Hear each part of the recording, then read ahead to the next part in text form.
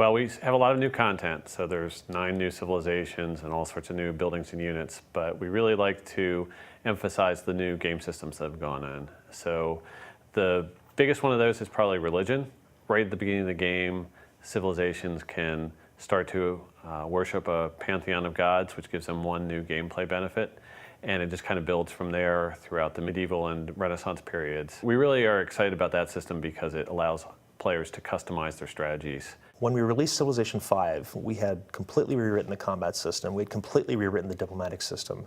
And to add the religion system, at least as it was, layered on top of that, we thought would be a little bit of overkill. So when Ed really attacked this, and he really wanted to come up with something that fit with Civ 5, he really dug down deep and came up with something that we think is really, really cool. I want this to be a game that I can play over and over again, and I don't want to have, the same choices presented to me without a lot of variation. So I like that kind of customization. It's great now that we have the expansion. We have 34 different civilizations to play. So that's a lot of choice right there. When you start a new game up and you decide that you're going to go down the religious path, it starts in a couple ways. First off, there's faith. Faith is a yield in the game, just like culture, science, gold. You get it from buildings, like the shrine or the temple. You might find it among ancient ruins, things that you find. Once you just get up to that little bit of amount, you get to found a pantheon of the gods. It just happens. The clock starts ticking away towards getting a religion. You have to build up a lot of faith for that. And you choose one belief as your people's brush with religion. All of your cities automatically get the pantheon after that. It doesn't spread beyond your borders. It only starts spreading once you actually kind of elevate it to a full religion. How you get there is with a great prophet.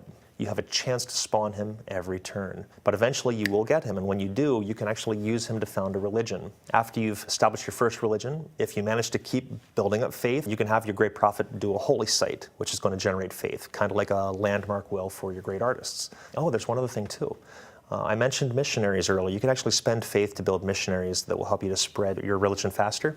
You can also use an extra great prophet for that. If you have a great prophet later, they can actually spread religion 3 times. They can go up to 3 different cities, boom, boom, boom, before they're expended, and really do a big job of spreading your religion. Well, I like how espionage lets you sort of get a look inside the other civilizations. That system goes in and starts checking in with what the AI is thinking about for those other civilizations. And if your spies have been there long enough and are of a high enough rank, you start to get little tidbits of information about what they might be planning. They can also rig elections. So every 12 turns, what they do if they're unopposed, if there's no other enemy spies in those city-states, is they'll increase your influence a little bit and drop everybody else's a little bit.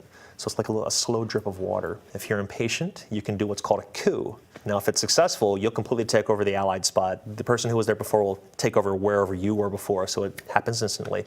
And if you're not successful, your spy's executed. You lose all your influence.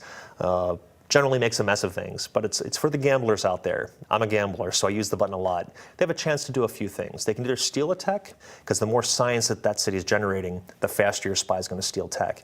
And you'll be able to watch the bar in your espionage UI.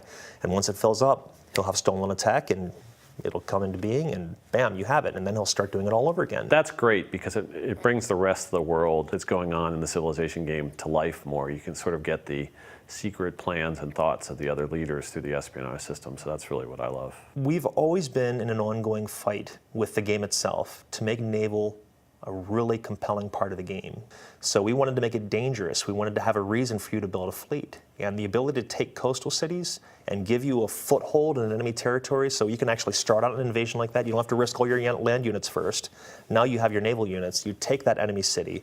You now have a foothold to land all of your other stuff up behind it and move forward. And one area we definitely found some weaknesses, it was the AI's ability to gather up an army, get that army across the seas. So we made it so that the embarked units can now stack with the naval units. And now a naval invasion just doesn't take as much space on the map. We've also tried to fill in some holes in terms of nothing between the trireme and the caravel. So we added the galleass, which is a ranged Renaissance era ship, and that's actually the first ship that gets a ranged attack capability. It's kind of really nice when you get to that one. But Ed's done a lot of work on the AI it takes to actually gather these fleets together, how they're grouped, how they're sent out, and he's made it efficient by probably over 100%. So they're doing it twice as fast as they were before. The way that they're grouping their fleets together is working much better than it has before. But that kind of AI work, the stray great generals that everybody would notice that the AI had one out in the open, easy to capture, a lot of those things we're really trying to squash to make the whole experience even better.